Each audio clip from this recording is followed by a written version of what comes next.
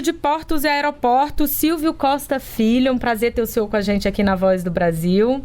Para essa entrevista em que a gente vai fazer uma retrospectiva sobre o ano de 2024. E a gente queria começar falando de um dos principais programas que foram lançados aí pelo seu ministério esse ano, que é o Voa Brasil, primeiro programa de inclusão social da aviação brasileira e que foi lançado em julho.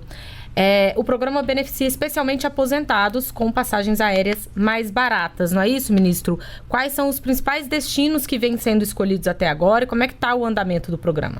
Olha, primeiro eu quero agradecer o convite, parabenizar pelo programa e pelo trabalho que vocês vêm realizando, sempre levando a boa informação ao povo brasileiro. Dizer da alegria, né, de chegarmos no primeiro ano do programa Voa Brasil, pouco menos de 8 meses, a gente já ter quase 20 mil passagens vendidas para aposentados que não viajaram nesses últimos 12 meses pelo Brasil.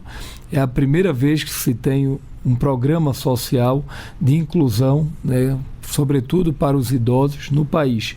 Então hoje a gente está vendo a possibilidade de muitas famílias, muitos avós reencontrarem seus netos, muitos avós aposentados podendo viajar pelo Brasil, muitos casais viajando para o Nordeste, para o Norte, para o Sul. Então hoje é um programa exitoso e mais do que isso, sem nenhum real de recursos públicos. Esse é um programa que foi construído coletivamente com o setor produtivo, com as companhias aéreas, e a gente quer cada vez mais ampliar esse programa para 2025. Eu tenho trabalhado muito ao lado do presidente Lula para que a gente possa cada vez mais incluir mais brasileiros viajando pelo Brasil. E dá um dado importante. Quando o presidente Lula assumiu o governo, no ano de 2022, nós tivemos 98 milhões de passageiros. Em pouco menos de 2 anos, nós vamos fechar agora o segundo ano de governo, já são mais de 20 milhões de brasileiros a mais viajando pelo Brasil. Isso significa mais desenvolvimento, mais crescimento econômico e, sobretudo, um crescimento forte na indústria do turismo do país. Ou seja, 20 milhões de passageiros viajaram a mais nesses últimos 2 anos no país. Agora, ministro, o senhor falou aí numa possível ampliação do programa, né? Para quando seria e que público que vocês estão imaginando aí para poder viajar mais pelo país? Olha, a gente está discutindo, né, a partir agora do mês de janeiro, ampliar muito a comunicação do programa, porque você sabe que às vezes poucos setores da sociedade, por exemplo, um aposentado que está no sertão de Pernambuco, um aposentado que está na região metropolitana de São Paulo, um aposentado que está no Amazonas, muitas vezes ele ainda não tomou conhecimento desse programa. Você tem uma ideia, mais de 68% dos aposentados não tomaram conhecimento. Então a gente precisa ampliar a divulgação e nós estamos trabalhando para em 2025 poder avançar também no Voa Brasil para estudantes, né, do ProUni e do FIES. A gente tem conversado com o ministro da Educação e acho que a gente quer também incluir estudantes que possam ter a oportunidade de viajar pelo Brasil. Eu estou muito animado do ponto de vista econômico. A economia vai dar certo, a economia brasileira, e o turismo tem sido fundamental. Esse ano vamos fechar o ano com mais de 10% no turismo nacional, com mais de 15% no turismo internacional. É um dos maiores crescimentos da história do turismo do Brasil. E lhe dá um dado: a cada 4 turistas que vão a uma cidade, é um emprego que é gerado. E para mim o maior programa social do Brasil é emprego e renda. É isso que traz dignidade e oportunidades para o povo brasileiro. Estamos fechando o segundo ano do governo com o menor desemprego da história do Brasil, com menos de 6,5% da população ativa desempregada, e o turismo e a aviação e o setor portuário têm ajudado muito na produção de empregos no país. Pois é, o senhor mencionou aí um crescimento de 10% no turismo nacional, de 15% no turismo internacional, e isso implica em mais demanda para os aeroportos brasileiros, né? O senhor tem viajado, inaugurando obras em diversos aeroportos do país, aconteceu em Teresina, em Goiânia, Congonhas também, que vai dobrar a sua capacidade, o senhor me corrija se eu estiver errada. E então eu queria que o senhor falasse um pouco dos impactos disso no turismo, na geração de emprego e renda no país, e para o próximo ano também, quais são os aeroportos que devem ser contemplados aí? Olha, primeiro, o presidente Lula, nesses próximos 12 meses, vai fazer a maior entrega aeroportuária dos últimos 10 anos. Nós estamos entregando, entre aeroportos novos e requalificados, mais de 30 aeroportos no Brasil. Isso significa investimentos de quase 3 bilhões de reais que foram investidos com um olhar para melhorar a estrutura aeroportuária do Brasil. Nós inauguramos o aeroporto de Porto Velho, inauguramos o aeroporto de Boa Vista, inauguramos o aeroporto de Goiânia, tivemos recentemente no aeroporto de Teresina, fomos ao aeroporto de Natal, entre outros aeroportos que a gente tem trabalhado, né, para poder fazer as entregas por todo o país. O aeroporto do Recife, que está muito importante a obra, entre outros. E além disso, tivemos a oportunidade de também fazer anúncios de novos investimentos. O governo vai investir nesses próximos 3 anos o equivalente a mais de 25 novos aeroportos já com obra em andamento. A exemplo do aeroporto de Congonhas, que serão investimentos na ordem de 2,6 bilhões de reais, que vai mudar completamente a realidade do aeroporto de Congonhas, que hoje é o coração do Brasil. Então, juntando aeroportos da Infraero, obras da Infraero, aeroportos em andamento do Ministério de Portos e Aeroportos, e também o nosso plano de aviação regional, de ampliar a aviação no Brasil, a gente espera que em 5 anos o nosso planejamento estratégico para além desses 30 que serão entregues reformados, nós possamos fazer mais de 100 novos aeroportos por todo o país, ou aeroportos que foram reformados, a exemplo do Amazonas, que vai ganhar mais de 6 a 8 aeroportos novos, que vai ajudar muito na região. Isso é aviação, o senhor esses novos aeroportos têm a ver com a aviação regional, né, ministro? Ela é muito importante também para esse crescimento do turismo, né? Muito importante. Além da gente estar estruturando os grandes aeroportos das capitais brasileiras, a gente está requalificando e investindo nos aeroportos estratégicos do Brasil que ficam nas regiões metropolitanas e, como você bem disse, o governo está tendo um olhar para a aviação regional, com o crescimento hoje do agronegócio na Bahia, com o crescimento do agronegócio no interior de São Paulo, com o crescimento do agronegócio no norte, com a necessidade da gente poder ampliar investimentos no turismo de lazer cultural, a gente precisa ter um olhar para a aviação regional. Então essa é uma prioridade do presidente para que a gente possa avançar nessa pauta, e é isso que nós estamos fazendo.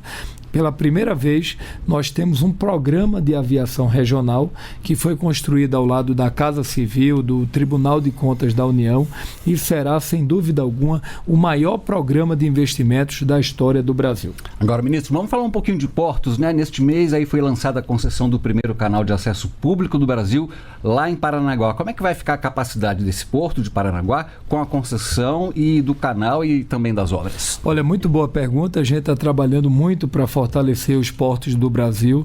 Esse ano vamos ter um crescimento no setor portuário de mais de 5%. Esse ano a gente espera uma geração de mais de 60 mil empregos no setor, um setor que hoje tem quase 30 bilhões de reais contratados, ou seja, de investimentos já assinados contratos. A gente espera fazer a maior carteira de leilão da história do Brasil. Para vocês terem uma ideia, do ano de 2013 a 2022 foram 45 leilões. A gente espera fazer, em 4 anos do governo do presidente Lula, 55 leilões. Vamos fazer, ao longo dessa semana, o maior leilão da história portuária, que vai dar quase 4 bi de CAPEX. Então, esses investimentos vão gerar quase 40 bi de investimentos para o Brasil. Então, a gente está estruturando os nossos portos e, para falar nisso, a gente tem que também cuidar da acessibilidade e da navegação.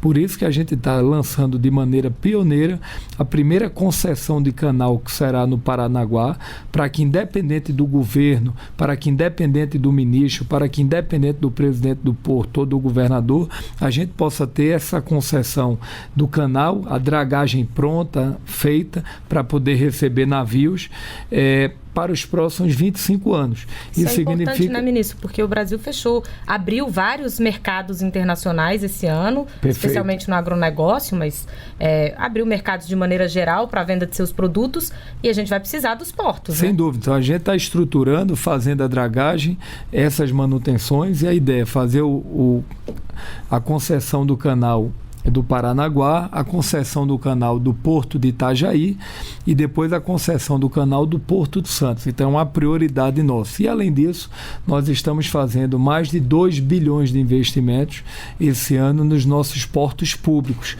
desde a dragagem, requalificação de mole, mobilidade urbana, acessibilidade, para cada vez mais o Brasil poder se modernizar com governança, e, sobretudo, dialogando com o mercado internacional que cada vez mais quer prover investimentos no país. Bom, nós conversamos aqui com o ministro de Portos e Aeroportos, Silvio Costa Filho. Ministro, muito obrigado pela participação aqui na nossa retrospectiva da Voz do Brasil. Como a gente vai viajar para a cidade de praia, então é muito importante a gente levar biquíni, levar roupas leves e o mais importante da gente levar é o protetor solar. A enfermeira Giovana Reis já está de malas prontas para curtir o verão na cidade de João Pessoa, na Paraíba. Ela conta que escolheu o destino pensando em ficar perto da família e, claro, pelas belas praias. Dá para curtir desde da manhã até a noite, porque lá tem muita diversidade de coisas a fazer, né, para lazer. A trainee de Recursos Humanos, Thaís Maia, também escolheu ficar perto da família neste verão, além de visitar praias no interior de São Paulo. Eu escolhi os 3 destinos para o verão, que é Caraguatatuba, porque meus pais têm casa lá. Escolhi Santos, porque minhas primas moram lá. E escolhi Olímpia, que eu quero o quê? Adrenalina nesse verão. O verão de 2025 promete ser uma temporada movimentada para o turismo no Brasil. De acordo com uma pesquisa do Ministério do Turismo, 59 milhões de pessoas planejam viajar a lazer entre dezembro de 2024 e fevereiro de 2025. A grande maioria, 97%, escolheu um destino nacional e a praia é o principal atrativo, sendo preferido por mais da metade dos brasileiros para curtir as férias. Em segundo lugar estão as atrações de natureza, ecoturismo, seguidas por aventura e saúde e bem-estar. O aumento da chegada de estrangeiros ao Brasil é um dos objetivos do Plano Nacional do Turismo. A medida lançada este ano pelo governo federal pretende transformar o Brasil no maior destino turístico da América do Sul até 2027. O ministro do Turismo, Celso Sabino, destaca que o crescimento do setor movimenta a economia como um todo. O gasto médio dos viajantes cresceu 34%, saindo de R$1.8 mil para R$2.500. A expectativa de movimentação econômica é extraordinária, de mais de 148 bilhões de reais que o turismo vai injetar na nossa economia. A alta temporada do turismo brasileiro movimenta hotéis, restaurantes e bares, além de fortalecer os negócios e criar oportunidades. Segundo uma pesquisa da Associação Brasileira de Bares e Restaurantes, a Abrazel, 40% dos empresários do setor contrataram novos funcionários para atender a demanda, como explica o líder de conteúdo e inteligência da Abrazel, José Eduardo Camargo. Os empresários, é lógico, se preparam, principalmente chamando mais gente para trabalhar. Isso também favorece a economia. Muitos desses funcionários, aqueles que têm melhor desempenho, acabam sendo contratados em definitivo. Só no primeiro semestre deste ano, o turismo foi responsável por injetar na economia mais de 95 bilhões de reais. Além disso, os gastos de turistas internacionais no Brasil registraram um novo recorde de janeiro a novembro deste ano. Segundo dados do Banco Central, o valor somou mais de 6 bilhões de dólares, a maior cifra dos 11 primeiros meses do ano desde 1995. Reportagem Gabriela Noronha. Há um mês, Lucas Rogério trocou a instabilidade do trabalho como autônomo por um emprego de carteira assinada. Ele é garçom em um restaurante em Brasília. Tem um filho pequeno, família, então é sempre melhor o trabalho de carteira assinada, você tem um resguardozinho do futuro. Lucas foi um dos brasileiros que conseguiram um emprego formal em novembro. No mês, foram foram gerados 106.625 novos postos de trabalho com carteira assinada. Os dados são do CAGED, o Cadastro Geral de Empregados e Desempregados. 2 dos 5 grupos econômicos acompanhados registraram saldo positivo na geração de empregos, comércio e serviços. O saldo também ficou positivo em 21 das 27 unidades da federação, com destaque para São Paulo, Rio de Janeiro e Rio Grande do Sul. No acumulado do ano, de janeiro a novembro, o país criou mais de 2.200.000 empregos formais. A subsecretária de Estatísticas e Estudos do Trabalho do Ministério do Trabalho e Emprego, Paula Montanher, detalhou o perfil dos contratados. Quem ficou empregado são jovens, dos 106 mil postos, 100 mil são pessoas de 18 a 24 anos, 109 mil são pardos e 49.700 são brancos. E das características mais importantes, a gente tem diminuição de fundamental completo e fundamental incompleto e contratações de médio completo. E pesquisa do IBGE, também divulgada nesta sexta-feira, mostrou que a taxa de desocupação no país caiu ao menor nível da série histórica iniciada em 2012. Foi de 6,1% entre setembro e novembro deste ano. Francisco Macena, secretário executivo do Ministério do Trabalho e Emprego, disse que o nível de ocupação no país deve ser mantido em 2025. Tem um saldo positivo no ano que nós gostaríamos de destacar, por exemplo, a indústria. O saldo da indústria no ano é um saldo positivo e alguns setores da indústria, como fabricação de máquinas e equipamentos, também apresentam um saldo positivo que vislumbra um crescimento um pouco mais estrutural e sustentável para o próximo período. Segundo o IBGE, entre setembro e novembro, o país tinha 6.800.000 pessoas desocupadas, uma diminuição de 7% em relação ao trimestre anterior e de 17,5% comparado ao mesmo período do ano passado. Se o número de desocupados é o menor da história, o número de pessoas ocupadas é recorde. São quase 104 milhões de brasileiros com alguma ocupação remunerada. A população ocupada é composta por pessoas que trabalham pelo menos uma hora completa no período de referência, seja no setor privado, público, com ou sem carteira assinada. Com locução de Thaísa Vitória, reportagem Luana Karen.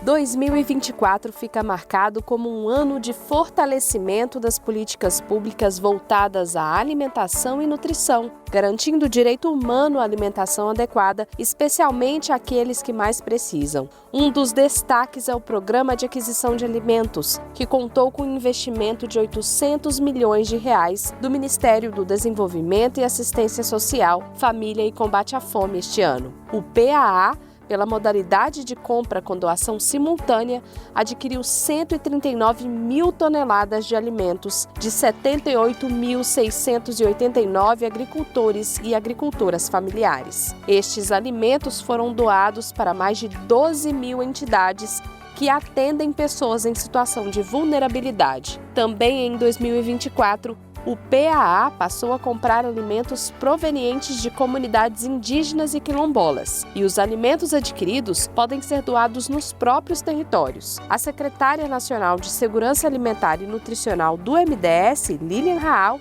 detalha. Nós avançamos com as compras públicas para que elas cheguem a quem mais precisa, principalmente por meio do PA indígena e do PA quilombola. Nós temos um caso muito bem sucedido, que é o Mato Grosso do Sul, onde o PA indígena entrou com força, comprando e doando alimentos, especialmente junto aos indígenas Guarani, o Guarani Kaiowá, apoiando essa população na produção e na oferta de alimentos e ainda no consumo de alimentos saudáveis, alimentos que dialogam com seus hábitos alimentares. O programa Cisternas também avançou este ano, com mais de 50 mil famílias atendidas, como conta a secretária Lilian Raal. Nós resgatamos o programa, em 2023, iniciamos as contratações e agora a gente finaliza dezembro de 2024, com mais 50 mil famílias com cisternas implementadas aí nas suas casas, nas suas propriedades, sejam cisternas de consumo, sejam cisternas de produção, seja no semiárido ou ainda na Amazônia. Nas situações de emergência ou calamidade pública, foram entregues cerca de 900 mil cestas de alimentos, o equivalente a 170 milhões de reais. As cestas de alimentos foram bastante importantes, junto com os alimentos ofertados pelo Programa de Aquisição de Alimentos, para que muita gente pudesse se alimentar nesse momento dramático que nós vivemos em algumas regiões do país, né, mas principalmente no Rio Grande do Sul, na enchente ou na seca da região norte agora. Outra conquista em 2024 foi a habilitação de mais de 900 cozinhas no programa Cozinha Solidária. E quando o assunto é o programa Fomento Rural, mais de 30 mil famílias agricultoras foram beneficiadas com recursos e assistência técnica na elaboração e implantação de projetos que visam a produção de alimentos. O governo federal investiu 117 milhões de reais em fomento rural. O número de famílias incluídas no programa triplicou de 2023 para 2024. Passou de 7.525 famílias para 22.680. E o recurso pago para as famílias, que em 2023 era de R$ 2.400, aumentou para R$ 4.600 em 2024. E para encerrar 2024, a secretária Lilian Raal comenta sobre a estratégia Alimenta Cidades. Nós também, esse ano, iniciamos a implementação do programa Alimenta Cidades, com as 60 cidades com mais de 300 mil habitantes das regiões Norte, Nordeste, Centro-Oeste, e uma parte grande das cidades acima de 300 mil habitantes das regiões Sul e Sudeste. Iniciamos a implementação desse programa entregando o mapeamento dos desertos e pântanos alimentares de 90 cidades e iniciamos um processo de assistência técnica aos municípios do Alimenta Cidades, aos 60 municípios que compõem a nossa estratégia inicial do Alimenta Cidades, de forma a fomentar esses municípios para que eles tenham uma agenda efetiva de segurança alimentar e nutricional, uma agenda de promoção do acesso à alimentação saudável dentro dos seus municípios. Acho que é um olhar para a agenda urbana que nós precisávamos ter mesmo dentro da segurança alimentar e nutricional. Outras conquistas do Ministério do Desenvolvimento Social no ano de 2024 podem ser acessadas em www.gov.br/MDS. Reportagem Érica Braga.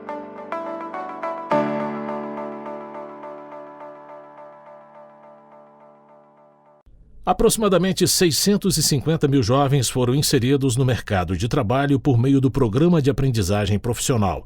A marca alcançada em outubro deste ano representa um recorde da série histórica iniciada no ano 2000, data do sancionamento da Lei para a Capacitação do Jovem Aprendiz. O projeto permite que pessoas com idade entre 14 e 24 anos tenham a primeira experiência profissional com carteira assinada e continuem os estudos. De acordo com os dados do Cadastro Geral de Empregados e Desempregados, novo CAGED, 90 mil jovens foram contratados de janeiro a outubro de 2024 e o setor que mais abriu espaço para a formação técnico-profissional da juventude foi a indústria, com aproximadamente 36 mil vagas. Em 2023, a Lei da Aprendizagem foi aperfeiçoada para priorizar a inclusão de jovens expostos a riscos sociais. Segundo a Coordenadora Nacional de Fiscalização da Aprendizagem, Thaís Arruti, 169 novos aprendizes em situação de vulnerabilidade foram recentemente inseridos no programa. Com o objetivo de promover a qualificação profissional e atender às demandas do mercado, o Ministério do Trabalho e Emprego tem conduzido debates com diversos atores sociais. Esses diálogos integram o Pacto Nacional pela Inclusão Produtiva das Juventudes, uma iniciativa do Ministério em parceria com o Fundo das Nações Unidas para a Infância, UNICEF, e a Organização Internacional do Trabalho, OIT. Para 2025, o secretário de Qualificação, Emprego e Renda do Ministério do Trabalho e Emprego, Magno Lavini, destaca que as prioridades incluem ampliar a contratação de jovens aprendizes e elevar a qualidade dos cursos de aprendizagem.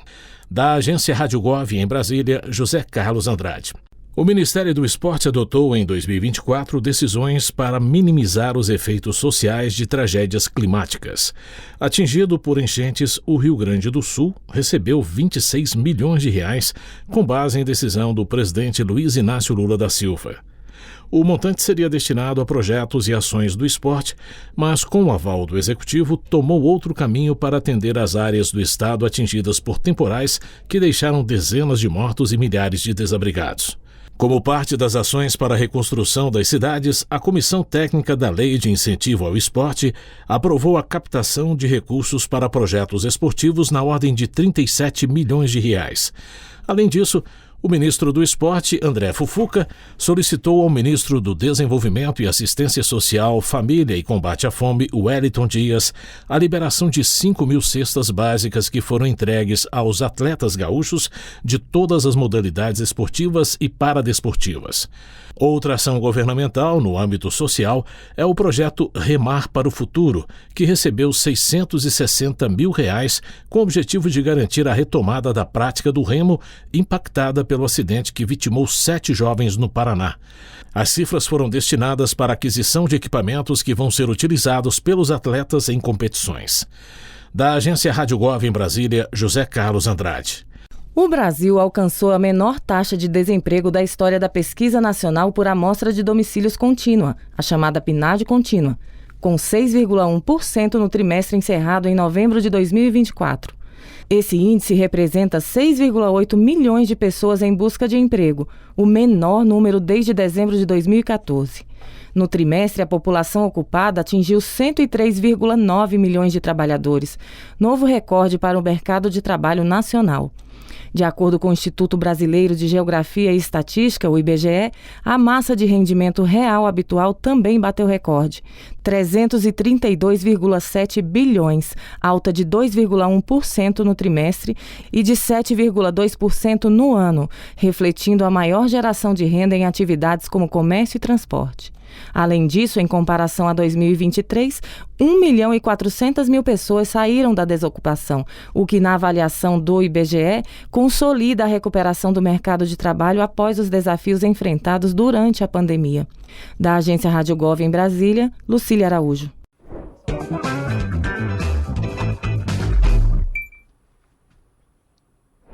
Me conta, Brasil, como foi o ano para você?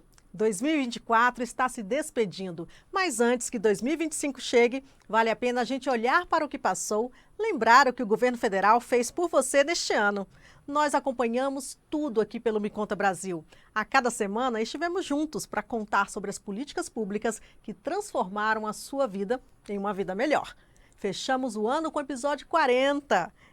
O Me Conta Brasil contou muita coisa para você. Foi tanta coisa que vale a pena fazer uma retrospectiva, porque em 2024 o Brasil caminhou pelo rumo certo.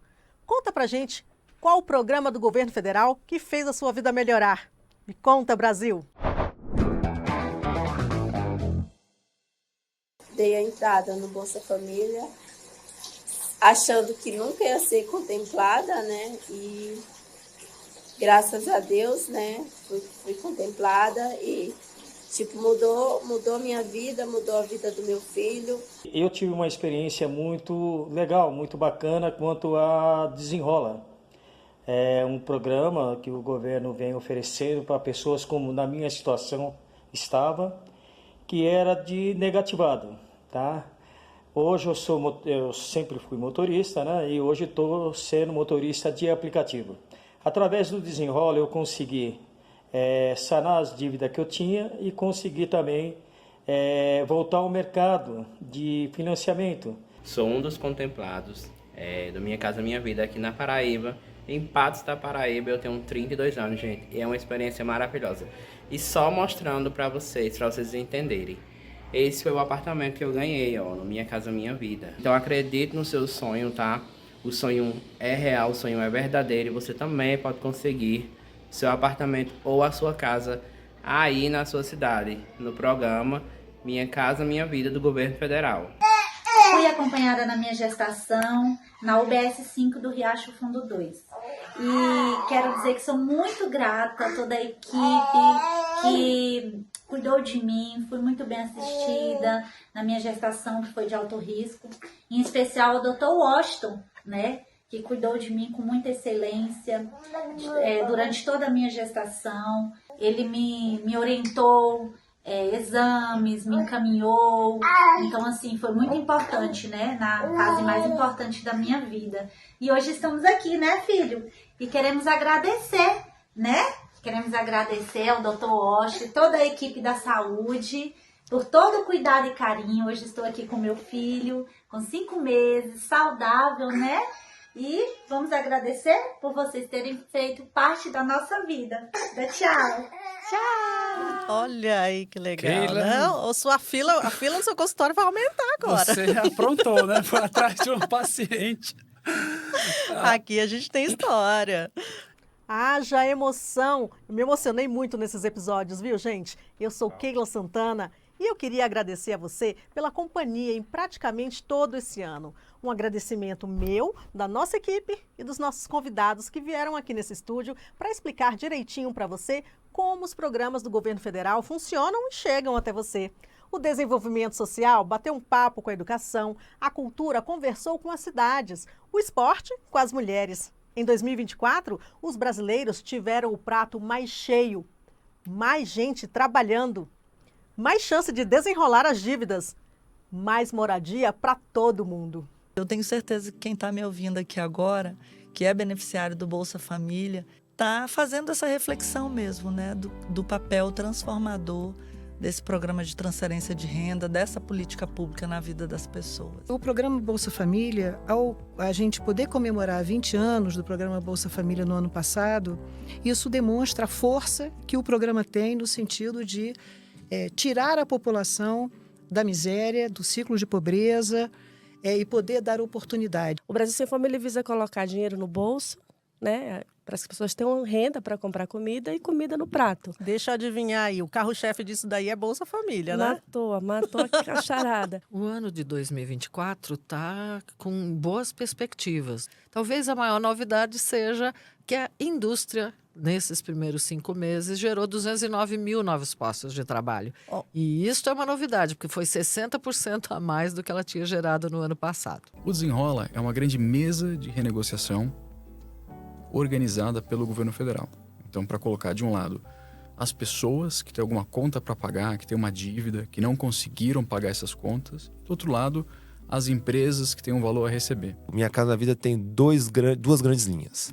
Tem uma linha subsidiada, que é aquela em que a família, se for do Bolsa Família ou receber BPC, ela não paga nada. Então, nessas casas, o governo federal financia a construção da casa, paga toda a casa e a família vai habitar naquele imóvel gratuitamente. São para aquelas famílias de mais baixa renda. Exatamente. Em especial famílias que ganham bem pouquinho, um salário por volta de um salário mínimo. E nós temos outra linha de financiamento. Para aquela família que ganha a partir de um salário mínimo até R$8 mil, o governo federal tem uma linha que ele dá subsídio, ele dá um recurso para ajudar a família a pagar a sua entrada e também financia aquele imóvel com taxa de juros bem baixa por até 35 anos. Então, Minha Casa Minha Vida hoje é para todo mundo.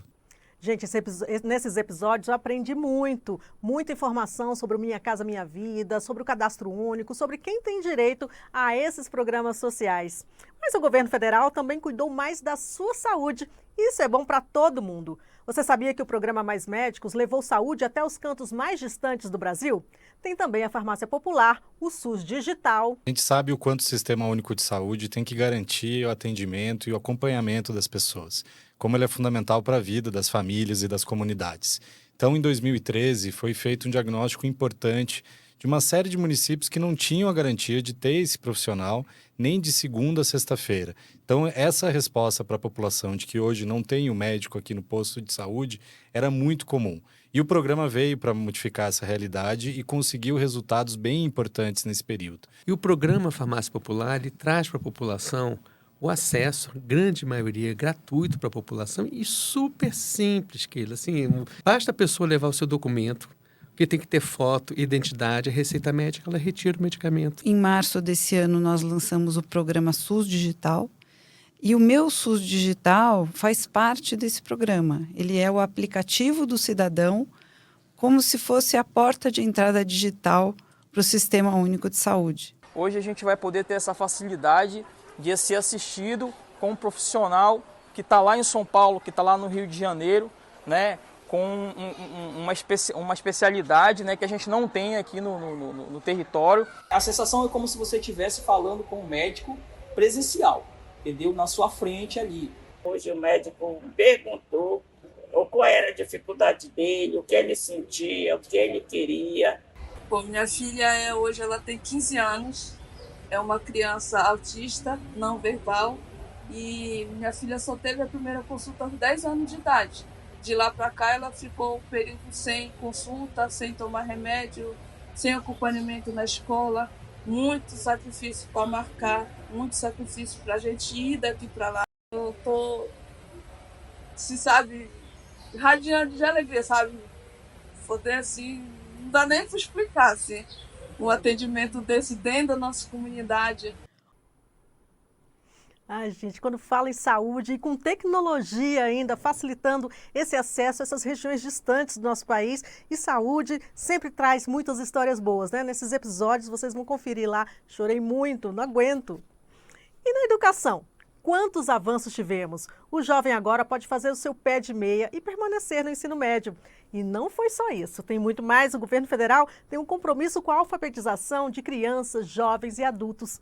Está também conectando as escolas da rede pública e construindo 100 novos institutos federais de educação, ciência e tecnologia em todo o Brasil. Primeiro, o pé de meia é, na minha opinião, a maior política de juventude já feita pelos governos democráticos. O pé de meia, ele tem um recorte muito objetivo. Nós queremos fazer com que os jovens que mais precisam, que estão no ensino médio, que têm de 14 a 24 anos, que eles fiquem na escola. Nós não queremos mais que o jovem tenha que optar entre comer ou pagar pelo transporte ou estar na escola. Nós queremos que esse jovem tenha condições de se alimentar, nós queremos que esse jovem tenha condições de pagar pelo seu transporte coletivo, nós queremos que esse jovem tenha condições de ir para a sua agenda cultural, mas nós queremos que esse jovem especialmente esteja na escola. Eu gosto de fazer também no tempo que a gente está conversando aqui, esse nosso bate-papo aqui rápido, de meia hora, a gente já vai ter precisando, né? Nosso pessoal todo aí está conectando já 10 escolas. Em 30 minutos, 10 escolas. Em 30 minutos. E não é só levar conexão, né? Tem que levar conexão à internet e fazer a rede sem fio dessas escolas, né? São pelo menos 2 coisas em 30 minutos. Imagina aí, a cada 30 minutos, daqui até o final de 2026, nós vamos ter que conectar cada 10 escolas. O Instituto Federal de Brasília já recebeu e a gente já está com algumas obras que poderão ser entregues nesse segundo semestre de 2024. No caso do PAC, a nossa prioridade foi a construção de refeitórios. Nós temos hoje 10 campi em funcionamento e só um deles tinha refeitório. E a gente agora vai passar a ter nas outras 9 unidades. Fica aqui o convite, né? Para todos, né? Todos e todas comparecerem, conhecerem um pouquinho mais dessa experiência inovadora não só no Brasil, mas mundialmente falando, que são os institutos federais. É assim que a gente vai formando os nossos cientistas. Se a gente não fizer esse trabalho de base, a gente não tem uma ciência robusta no Brasil. Então, popularizar a ciência é base de todo o trabalho do Ministério da Ciência e Tecnologia. Muito bem, porque não é só o Papa que é pop, né? Exatamente. É a ciência também. Olá, um prazer, né, estar aqui nesse momento com vocês. Eu sou coordenadora da alfabetização, mas a alfabetização especificamente de crianças, né? Então, a gente está aí coordenando esse desafio, pautado no regime de colaboração entre União, estados e municípios e na luta junto com os professores desse país todo para garantir a alfabetização das crianças na idade certa. A discussão do analfabetismo, para mim, é mais do que um compromisso do governo, também é um compromisso pessoal, né? Eu nasci numa família de pais que não tiveram a possibilidade de serem alfabetizados. Minha mãe, né, quando ela diz lá no vídeo, mãe diz bem assim, eu acordava todo dia, eu tentei várias vezes ir para a escola, mas você sabe, eu dormia, né? E ela acaba o vídeo dizendo assim, leitura é importante. Isso é muito importante, né? Perder a leitura, né? A leitura faz falta, né?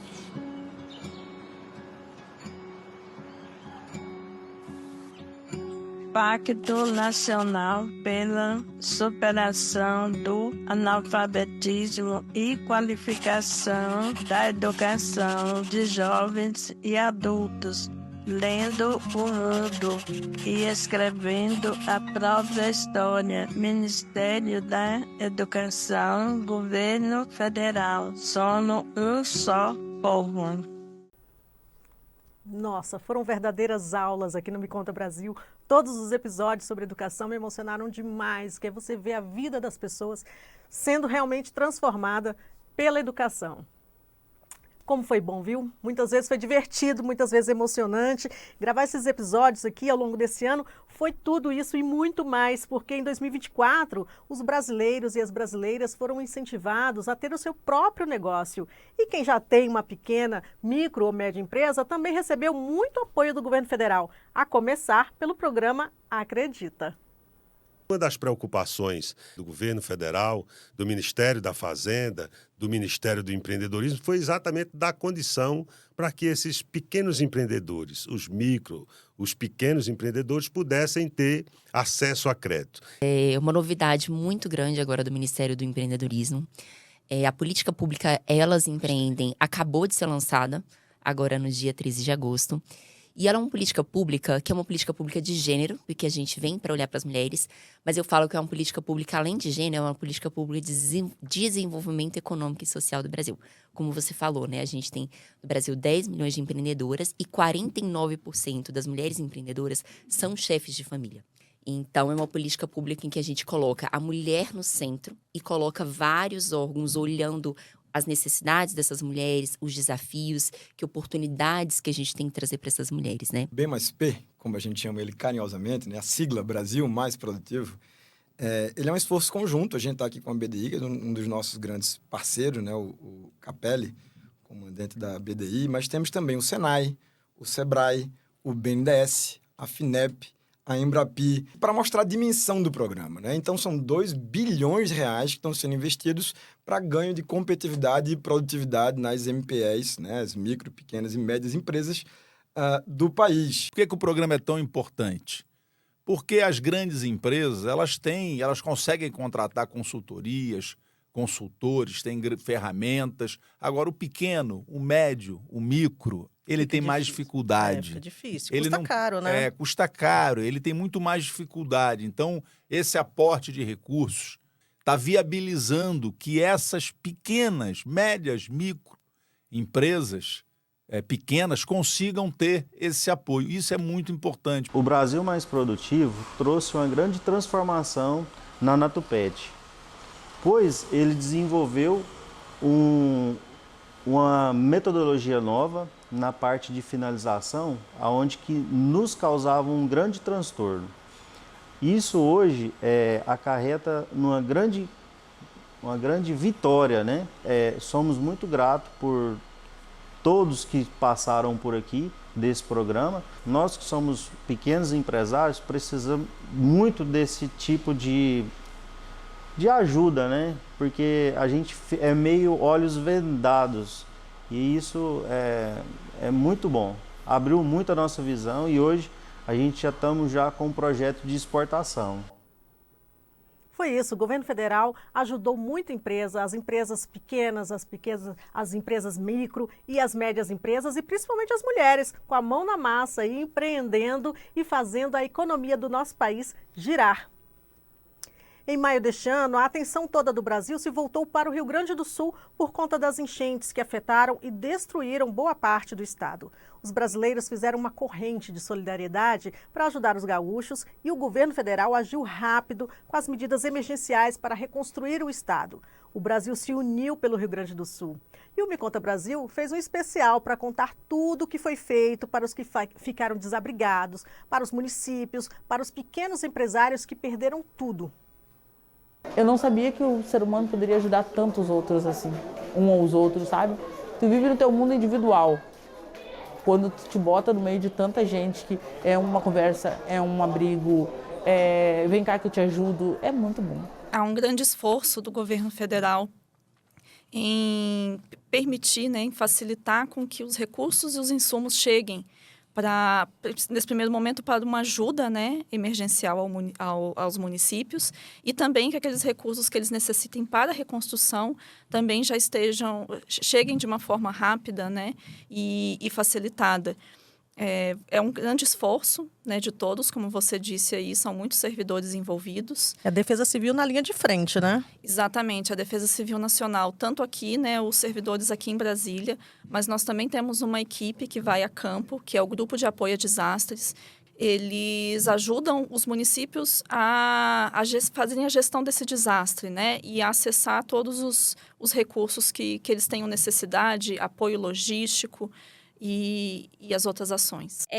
O governo federal está atuando, né, de uma forma bastante célere, e foram várias as camadas, várias as medidas que foram adotadas, e nesse momento estamos focando, né, estamos trabalhando, colocando de pé linhas de financiamento com taxas de juros baixas, né, com garantias facilitadas para que esses empresários, né, possam, de fato, acessar esses recursos. A gente sai aqui de Brasília para ir lá para o Rio Grande do Sul e a gente pensa que, às vezes, a gente vai orientar o município, como que o município faz para preencher um plano de trabalho e acessar um recurso, ou como que a senhora faz para preencher um cadastro que vai possibilitar ela ter acesso, né, a algum programa.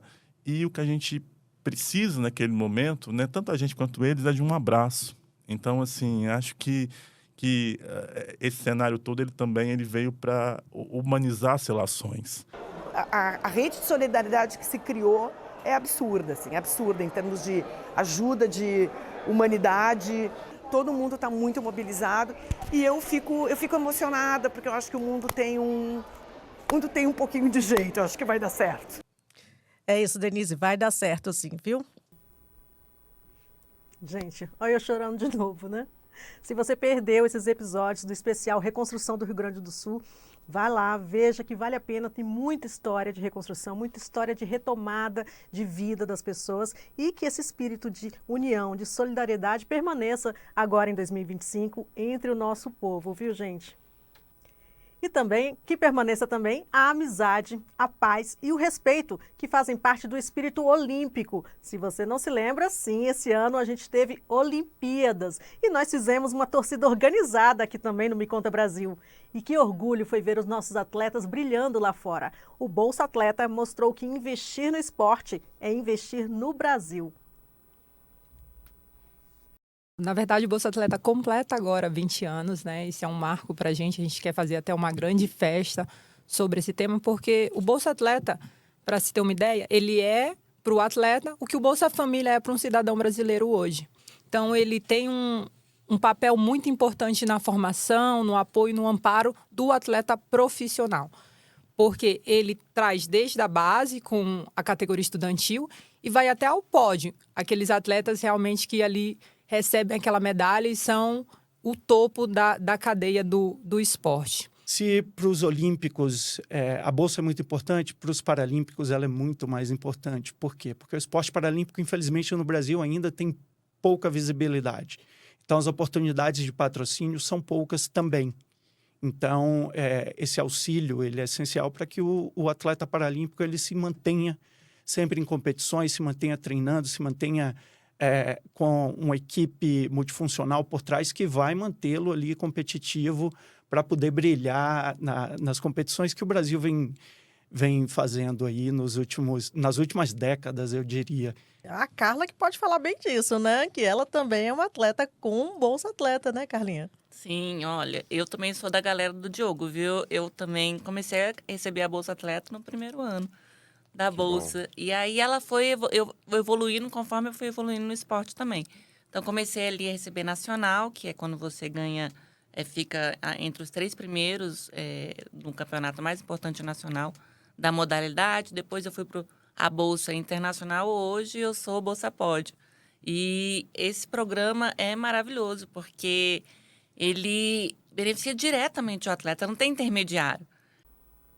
Sem intermediários, direto para o atleta. Esse programa é sucesso e vocês vão ver nesse episódio aí. Reveja esse episódio, vale a pena, viu? Foi o espírito olímpico tomando conta da nossa nação. E em julho também, a equipe do Me Conta Brasil foi até Corumbá, no Mato Grosso, acompanhar a força-tarefa que o governo federal montou para combater os incêndios no Pantanal. Os indicativos de que haveria um problema de seca no Pantanal vêm desde o ano passado. Aliás, o Pantanal vem enfrentando uma situação de seca crescente, né? Essa desse ano agora realmente é a mais impressionante. Mas esse alerta fez com que nós, em contato com o IBAMA, por meio do Previfogo e com o ICMBio, organizássemos pela primeira vez um programa, um planejamento de enfrentamento a incêndios no Pantanal, que foi lançado ainda no primeiro semestre do ano passado. Para os brigadistas é um trabalho muito difícil. A gente, como foi dito, a gente está trabalhando com 800 pessoas, IBAMA, ICMBio, as Forças Armadas, o Corpo de Bombeiros dos 2 estados, enfim, muita gente trabalhando diretamente com apoio de embarcações, de aeronaves, para conseguir controlar os incêndios. Minha trajetória aqui no Previfogo começou há 10 anos atrás. Assim que eu comecei a trabalhar, comecei a tomar gosto, né? Tomar gosto cada vez mais, me apaixonando pelo trabalho de combate. E por anos foram assim, até eu me formar na área de enfermagem em 2018 e ter a oportunidade, né, em 2021, de fazer meu primeiro resgate. Tenho certeza que quase todos aqui, né, têm essa ciência que a gente sabe o quanto é perigoso estar dentro do mato, né, tá trabalhando, pode acontecer diversos acidentes. E ter alguém aqui que faça a diferença, sabe o que está fazendo, é fundamental, é bom, porque te traz mais confiança de você trabalhar um pouco mais tranquilo no campo. E o trabalho voluntário que foi feito aí? Vocês não acreditam, impressionante. Tem que ver esse episódio para conferir tudo de perto, viu, gente? E para encerrar essa nossa retrospectiva, já que está todo mundo em clima de férias, bora falar de turismo? Neste ano teve o Voa Brasil para os aposentados do INSS viajarem pelo país com passagens a R$200. O governo federal também cuidou da imagem do Brasil lá fora com os estrangeiros que vieram nos visitar e nós batemos recorde de visitantes. O Brasil é lindo demais e, pelo visto, o mundo inteiro concorda. Eu moro em Portugal, mas eu sou da Alemanha. Moro em Portugal há 3 anos, por isso falo português. Isso é a minha segunda vez no Brasil. A primeira vez foi no Rio, no ano passado, fazer intercâmbio. E agora veio para visitar a família da minha namorada aqui. E eu gosto muito de picanha. Eu voltarei várias vezes, certeza. Nós, eu e a minha família, temos vontade de conhecer o Jalapão, porque dizem que é um lugar bonito, muito bonito e bastante preservado. E eu tenho muita vontade de conhecer o Pará.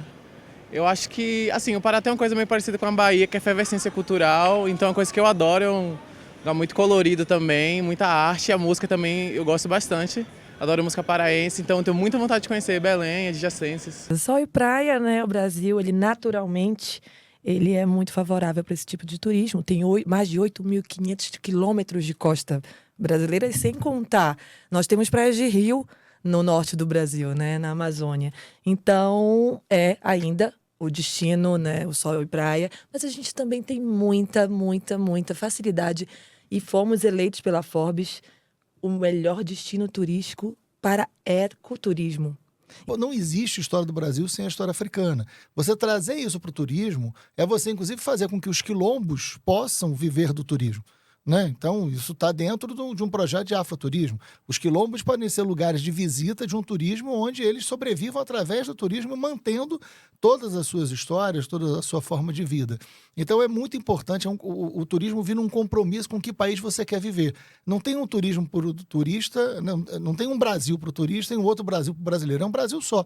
Primeiro, dizer que o Voa Brasil é o primeiro programa de inclusão social na aviação brasileira. Nunca na história do nosso país nós tivemos um programa que pudesse beneficiar as pessoas que com passagens num valor mais acessível.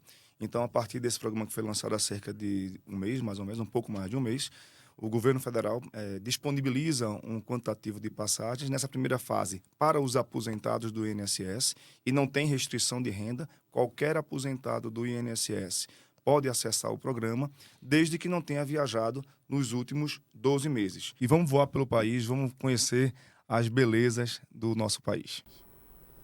Gente, depois desses episódios, vocês não acreditam como aumentou a minha lista de desejos para viagens. Ecoturismo, afroturismo, o turismo de comunidades quilombolas. Então, tem muito destino especial para você aqui nesse nosso Brasil. E em meia hora, nós fizemos um voo aqui, uma viagem ao tempo para relembrar tudo que o governo federal fez por você neste ano. Está terminando, gente, o ano e também o nosso último episódio de 2024. O que você espera para 2025? Nós, do Me Conta Brasil, desejamos muita fé no Brasil, com saúde, educação, moradia, comida no prato e dinheiro no bolso de cada brasileiro.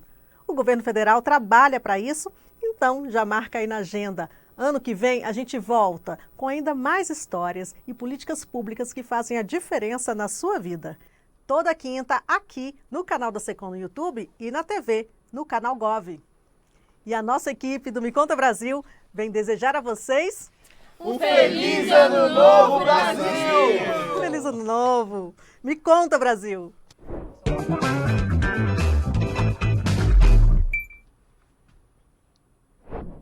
Um ano após a declaração de emergência em saúde pública na terra indígena Yanomami, mais de 300 crianças se recuperaram de desnutrição severa. O dado é da Secretaria de Saúde Indígena, a SESAI, que encerra 2024 com avanços significativos.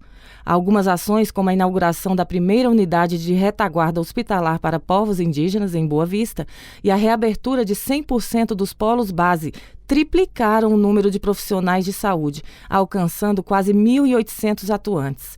Os dados da SESAI mostram também uma melhoria nos índices de vacinação e tratamento de malária, com redução de óbitos em 27%. Além disso, a Secretaria entregou 48 unidades de saúde indígena, ampliou sistemas de abastecimento de água e saneamento e integrou a saúde indígena ao novo PAC, o Programa de Aceleração do Crescimento. A regularização das profissões de agentes indígenas de saúde e saneamento avançou e o ano terminou com a homologação de 5 novas terras indígenas. Para 2025, a SESAI planeja consolidar conquistas e fortalecer a atenção intercultural à saúde indígena. Da Agência Rádio Gov em Brasília, Lucília Araújo. Estão abertas as inscrições para a seleção do Comitê Gestor do Plano Nacional de Políticas para Povos Ciganos, que irá monitorar as políticas públicas voltadas a essa população. O edital do Ministério da Igualdade Racial prevê a escolha de 12 representantes, sendo 6 titulares e 6 suplentes, para o biênio 2025 a 2027. Para concorrer, é necessário pertencer a uma das etnias ciganas reconhecidas no Brasil, ter mais de 18 anos e experiência em direitos dos povos ciganos. O Plano Nacional, lançado em agosto deste ano, busca garantir direitos e combater o chamado anticiganismo, por meio de medidas intersetoriais. As inscrições vão até 31 de janeiro de 2025. Para mais informações, acesse no Diário Oficial da União o edital de seleção de representantes ciganos para o Comitê Gestor do Plano Nacional de Políticas para Povos Ciganos, biênio 2025-2027, e também pelo www.gov.br/igualdade racial. Da Agência Rádio Gov em Brasília, Lucília Araújo. Os gastos de turistas internacionais no Brasil registraram um novo recorde de janeiro a novembro de 2024. Segundo dados do Banco Central, o valor ultrapassa a casa dos 6 bilhões de dólares e representa a maior cifra dos 11 primeiros meses do ano, desde 1995. Somente ao longo de novembro, as receitas dos viajantes estrangeiros somaram 600 milhões de dólares. Uma das ações voltadas à atração de visitantes é o Programa de Aceleração do Turismo Internacional. O primeiro edital da iniciativa aumentou o número de assentos a bordo em voos internacionais rumo ao Brasil até março de 2025. Ao todo, 70 mil novas poltronas ficaram disponíveis para o uso de passageiros vindos do Paraguai, do Peru e da Espanha. Até o mês passado, o Brasil recebeu quase 6 milhões de pessoas em 2024.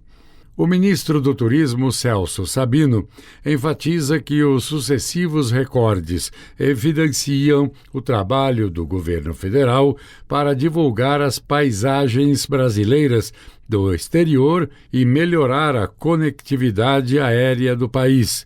De acordo com o Plano Nacional de Turismo, o governo federal almeja transformar o Brasil no maior receptor de turistas da América do Sul. O documento traça como objetivo a recepção de 8 milhões de viajantes por ano e um faturamento de 8 bilhões de dólares. Da agência Rádio Gov em Brasília, Lademir Filipim.